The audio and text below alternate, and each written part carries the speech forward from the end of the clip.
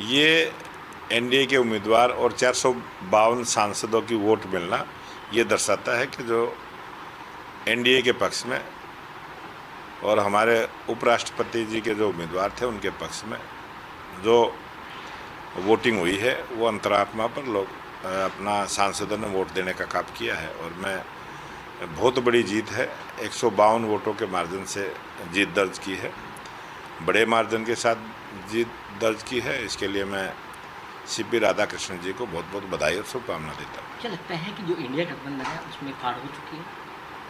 India गठबंधन दिखावे के लिए है।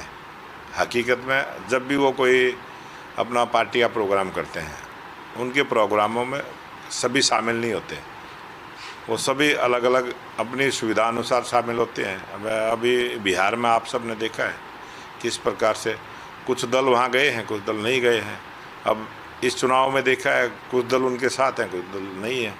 तो ये सब आज मजबूती के साथ एनडीए गठबंधन की सरकार और देश के लोकप्रिय प्रधानमंत्री नरेंद्र मोदी जी के पक्ष में।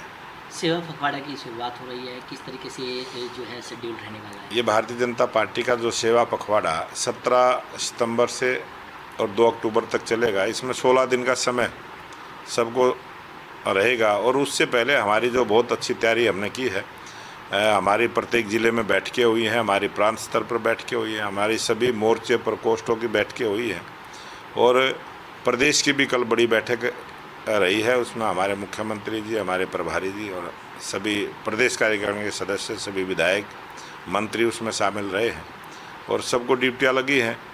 और लगभग 2.5 लाख कार्यकर्ता भारतीय जनता पार्टी का इस सेवा पखवाड़े में जनता की सेवा करने का काम करेगा। लेकिन सर, जिस तरीके से हरियाणा में भी बाढ़ जैसे हालात पैदा हुए हैं, क्योंकि अपने कुंड से लगातार पानी जिस तरीके से छोड़ा गया था, प्रधानमंत्री नरेंद्र मोदी की तरफ से कोई घोषणा नहीं की गई है, लेकिन राज्य सरकार की तरफ से जिस तरीके से घोषणा की गई है, कांग्रेस ने उस पर सवाल जो है वो जरूर खड़े किए हैं। वो देश के प्रधानमंत्री नरेंद्र मोदी जी सभी प्रांतों की चिंता करते हैं और हरियाणा में लोकप्रिय मुख्यमंत्री नायब सिंह सैनी के नेतृत्व में सरकार अच्छा काम कर रही है और बाढ़ की स्थिति से बचने के लिए उचित प्रबंध किए, किसी प्रकार की किसी की जान माल की हानि ना हो। और हरियाणा सरकार ने तुरंत पोर्टल सुविधा देने का काम किया। अगर किसी भी गांव में, किसी भी मकान में, किसी भी फसल में कोई नुकसान हुआ है, उसकी भरपाई हरियाणा सरकार करेगी और उसका एक शेड्यूल जारी किया है। किसी की जान की हानि हुई है तो 4 लाख रुपए मुआवजा देना, किसी की छत गिरी है तो उसके लिए मुआवजा तय किया है, कच्चे मकान का अलग किया है, पक्के मकान का अलग किया है। किसी का फसल में नुकसान हुआ तो 7,000 से 15,000 रुपये फसलों का मुआवजा देना।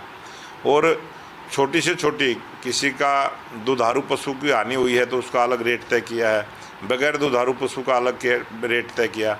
भेड़ बकरी और तो क्या, मछली और ये अपने मुर्गी पालन तक का भी जो व्यवसाय करते हैं, उन सब के लिए पूरा नुकसान की भरपाई सरकार के द्वारा हो, इस प्रकार की व्यवस्था हमने की। जिस तरीके से पोर्टल लॉन्च किए गए हैं, क्या मानते हैं चुनौती रहेगी सरकार के सामने पोर्टल लॉन्च? कोई चुनौती नहीं है, उसको सीधा लाभ उस व्यक्ति को मिलता है जिसको नुकसान होता है। पोर्टल के माध्यम से पारदर्शिता रहती है, वो स्वयं से दर्ज करता है, उसको चक्कर नहीं काटने पड़ते, किसी अधिकारी के चक्कर नहीं काटने पड़ते। साइट पर जाएगा, घर में बैठ के अपने आप अपने नुकसान का उसमें भरने का काम करेगा और सरकार उसके नुकसान की भरपाई करने का काम करेगी।